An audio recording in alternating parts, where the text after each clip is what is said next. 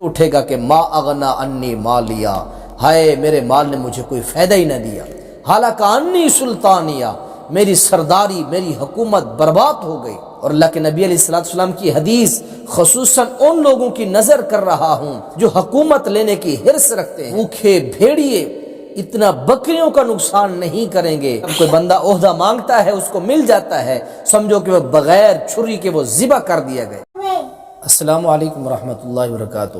انسان ساری زندگی انہی دو چیزوں میں کھپا دیتا ہے، جیسا کہ یہ ہمارے فروری کے الیکشن کے بعد جو گہما گہمی سیاسی ہے، آپ اسے بخوبی جانتے ہیں کہ کس قدر عہدوں، مال، سرداری کی خاطر آپس میں کس طرح جو ہے لوگ لڑے ہوئے ہیں، جھگڑ رہے ہیں اور عہدوں کے لیے، حکومتوں کے لیے تگ و دو کر رہے ہیں۔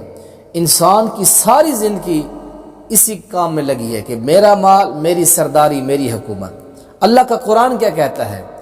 جب انسان کی آنکھ بند ہوگی، جب پھر کھلے گی اور حقیقت کے اور حقیقی کٹہرے میں جب وہ کھڑا ہوگا تو پھر قرآن کہتا ہے، وہ کہہ اٹھے گا کہ ما اغنا انی مالیا، ہائے میرے مال نے مجھے کوئی فائدہ ہی نہ دیا، حالانکہ انی سلطانیہ، میری سرداری میری حکومت برباد ہو گئی، مجھے کچھ فائدہ بھی نہ ہوا ان دونوں چیزوں سے۔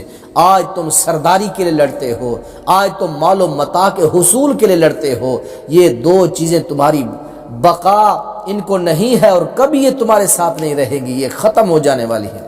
اور اللہ کے نبی علیہ السلام کی حدیث، خصوصاً ان لوگوں کی نظر کر رہا ہوں جو عہدے کے حرص رکھتے ہیں، جو حکومت لینے کی حرص رکھتے ہیں، مال و سرداری کی جو جاہ و جلال تمنا رکھتے ہیں، ایسے حریص قسم کے لوگوں کے لیے اللہ کے نبی کا یہ فرمان رکھ رہا ہوں۔ جامع ترمذی کتاب الزہد کے اندر اللہ کے نبی کا یہ فرمان موجود ہے۔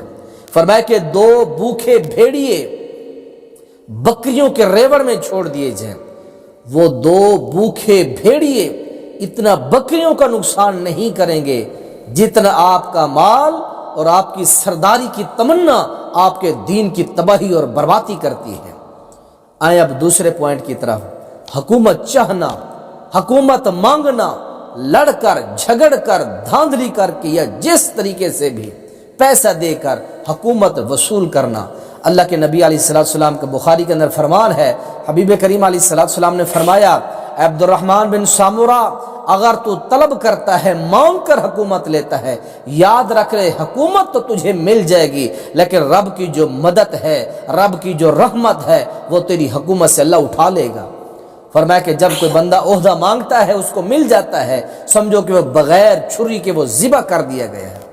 پیارے پیغمبر علیہ السلام کا فرمان ہے کہ لوگوں، یہ حکومت جس کی تم حرص کرتے ہو، یہی حکومت فرمایا قیامت کے دن تمہارے لیے ندامت اور جو ہے افسوس اور افسردگی کا باعث بنے گی۔ اور اللہ کے نبی علیہ السلام کے فرمان ذیشان ہے، عظیم الشان حدیث ہے، پیارے پیغمبر علیہ السلام نے فرمایا، جو عادل قاضی ہوگا اس عادل قاضی کو لایا جائے گا، وہ حساب کی شدت اور سختی کی وجہ سے یہ کہے گا کہ کاش کہ میں دنیا کے اندر دو انسانوں کے درمیان کبھی فیصلہ ہی نہ کرتا۔ حضرات محترم، آپ کا مال، آپ کی سرداری کی حرص یہ آپ کے دین کو تباہ کر دے گی، یہ آپ کے دین کو ختم کر دے گی۔ اپنے دلوں سے مال کی حرص نکالیں، اللہ جتنا دے رہا ہے اسی کے اوپر قناعت کریں، اسی کے اوپر گزارا کریں۔ زیادہ مال کی حرص اور سرداری اور حکومت کی حرص، اللہ کے نبی نے فرمایا، اتنا بھیڑیا بکریوں کا نقصان نہیں کرتا جتنا ان دو چیزوں کی تمنا جو ہے آپ کے دین کو تباہ و برباد کر دیتی ہے۔ اللہ تعالیٰ سے دعا ہے اللہ ہمیں مال کی حرص سے بچائے اور سرداری اور حکومت کے طلب سے، خواہش سے اللہ ہم سب کو محفوظ فرمائے۔ السلام علیکم ورحمۃ اللہ وبرکاتہ۔